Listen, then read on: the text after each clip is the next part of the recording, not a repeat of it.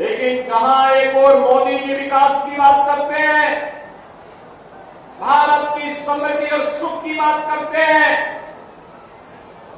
भारत के अंदर बिना भेदभाव के प्रत्येक नागरिक के उत्थान की बात करते हैं, सबका साथ, सबका विकास, सबका प्रयास और सबके विश्वास की बात करते हैं, बिना भेदभाव के शासन की योजनाओं का लाभ हर गांव, हर गरीब, हर किसान, हर नौजवान, हर माता बहन को और हर श्रमिक तक पहुंचाने का कार्य कर रहे हैं।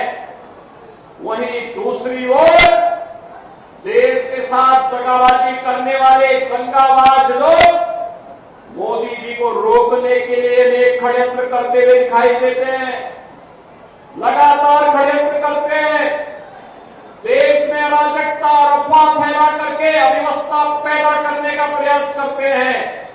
और उन्हीं स्थितियों में भाइयों बहनों, हमें घोसी के इस उपचुनाव में आपके बीच में आना पड़ा है।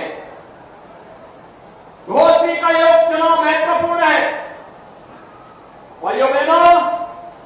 घोसी के इस उपचुनाव के महत्व को वही समझ पाएगा जिसने 2005 में मऊ के दंगों को नजदीक से महसूस किया होगा।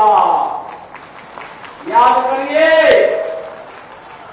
2005 में तत्कालीन समाजवादी पार्टी के नेतृत्व में सरकार चल रही थी और दंगाबाज और माफिया असला लहराते हुए कहीं यादवों की हत्या कर रहे थे, कहीं दलितों की हत्या कर रहे थे। तब न सपा की सरकार उन माफियाओं का कुछ कर पाई थी और न ही कांग्रेस के मुंह से कोई गोली निकल रही थी। तब गोरखपुर में मैं सांसद था और तब इन दंगाबाजों के खिलाफ लड़ने के लिए मैं ही गोरखपुर से चला था।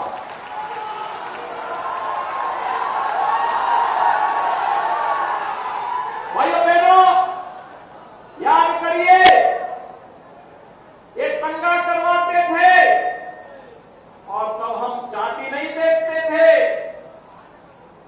तब हम लोग इन दंगाबाजों को जवाब देने के लिए निकल पड़ते थे।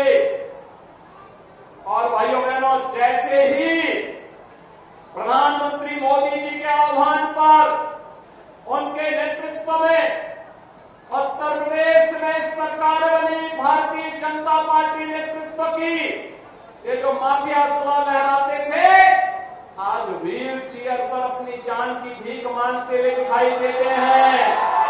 अब किसी गरीब का,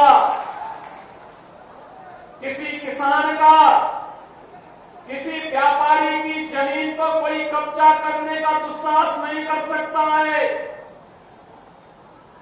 क्योंकि अगर कब्जा करेगा तो बुलडोजर भी तैयार बैठा है। ये तो पीडीए की बात करते हैं, इनसे पूछा जाना चाहिए किस पीडीए की आप बात कर रहे हैं। हमने तो सबका साथ, सबके विकास की बात की। कोई नहीं कह सकता, मोदी जी के नेतृत्व में 9 वर्ष से अधिक समय से जो सरकार चल रही है,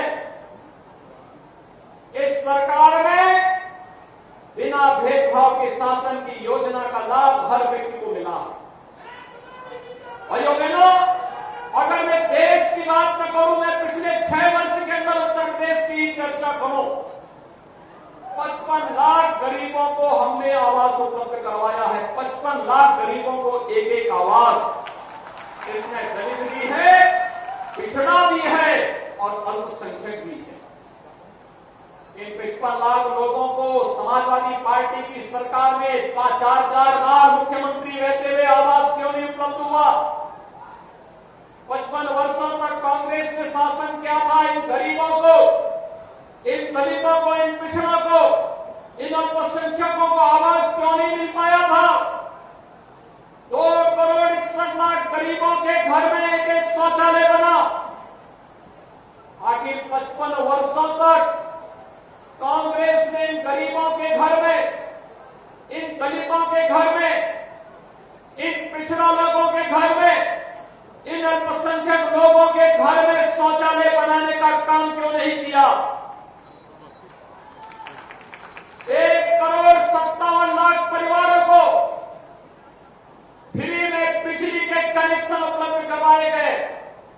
वहां तक पहुंचाई गई। आखिर 4 बार समाजवादी पार्टी की सरकार और 55 वर्षों तक कांग्रेस की सरकार क्या कर रही थी? क्यों नहीं ये सुविधा का लाभ वहां तक पहुंचाने का कार्य कर रही थी? उज्ज्वला योजना में 1,75,00,000 परिवारों को फ्री में रसोई गैस के कनेक्शन मिले। 55 वर्षों तक कांग्रेस क्या कर रही थी? 4 बार समाजवादी पार्टी की सरकार थी, तब क्या कर रही थी? भाइयों बहनों, इनके पास कोई जवाब नहीं। अब तो मोदी जी ने ये भी कर दिया है कि 75 लाख नए कनेक्शन उज्ज्वला योजना के लिए गरीबों के लिए और आ गए हैं। 75 लाख और हर सिलेंडर में 200 रुपए की सब्सिडी भी हर उपभोक्ता को उपलब्ध करवाने का काम कर दिया है। आभार मोदी जी, आप गरीबों के मसीहा हैं, गरीबों के कल्याण के बारे में सोचते हैं। असली पहचान तो तब होती है जब संकट आता है। इस सदी की सबसे बड़ी महामारी जब हर एक व्यक्ति की जान पे जाना पड़ी थी, हर एक की जान खतरे में थी, तब कांग्रेस का नेतृत्व इटली भाग गया था। समाजवादी पार्टी के अध्यक्ष अपने घर में घुमक गए थे और जैसे राहत मिली वे इंग्लैंड भागने के लिए अपना टिकट काट दिए थे। लेकिन भाइयों बहनों, तब मोदी जी और योगी जी ही भारतीय जनता पार्टी और अपने सहयोगी दलों के साथ आपकी सेवा के लिए कार्य कर रहे हैं। याद करिए, कोरोना कालखंड में हर एक जिले में मैं जाता था, हमारे विधायक जाते थे, मंत्री जाते थे, पदाधिकारी जाते थे, अधिकारी जाते थे। 15 करोड़ गरीबों को फ्री में राशन देने की व्यवस्था। और भाइयों बहनों, देश के अंदर 220 करोड़ वैक्सीन की फ्री की डोजेज हर तबके के लोगों को दिया।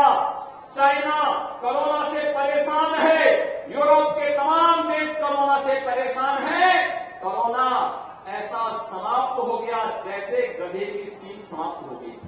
आज बहन बेटियों की इज्जत के साथ कोई खिलवाड़ नहीं कर सकता, गरीब की संपत्ति को कोई जबरन नहीं हड़प सकता। योजनाओं का लाभ बिना भेदभाव के हर व्यक्ति को मिलेगा और भ्रष्टाचार पर प्रहार करने के लिए डीबीटी का माध्यम अपनाने का जो कार्य हुआ, एक तरफ यह कार्य हुआ है तो दूसरी तरफ भाइयों बहनों विकास की बड़ी बड़ी परियोजनाओं को भी आगे बढ़ाने का कार्य किया गया। याद करिए, एक तरफ सपा की सरकार चीनी मिलों को बंद करती थी तो दूसरी तरफ हमारी सरकार चीनी मिलों को चलाने का कार्य कर रही है और पुरानी चीनी मिलों का एक्सटेंशन की कार्रवाई के लिए प्रस्ताव मांगे जा रहे हैं। यही घोसी के अंदर जो कटाई मिल है, मऊ के अंदर शर्मा जी ने उसके प्रस्ताव को आगे बढ़ाया हुआ है कि कैसे हम इसको चलाएंगे। इसके लेकर के लगातार सरकार कार्य कर रही है।